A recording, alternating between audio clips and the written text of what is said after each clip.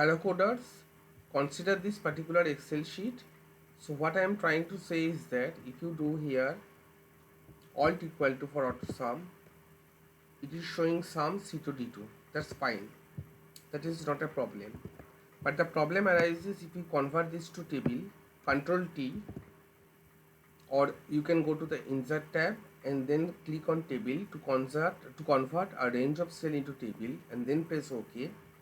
Now the problem arises is that if you write equal to sum and then drag, not sum, sorry, I did it auto sum, it would have been product. So equal to product.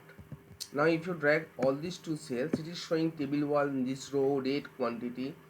Now this particular cell reference is showing what Excel is showing up, it is proper in context to the in context to the data which is present in the table. But it would have been nice if the column number, the way it should have been shown, and if it would have been shown in the way of column, it would have been nice. So how to turn off this feature to use the table name as a reference for the cells. So that's all. So that's the thing that's the goal which you are going to achieve. So you need to click on this office button and then go to Excel option. From there you need to click on this formulas button and there is a particular option, use table name in formula. Uncheck this option and then click OK. Now if you type equal to product and then select this to range, see it is showing C to D2.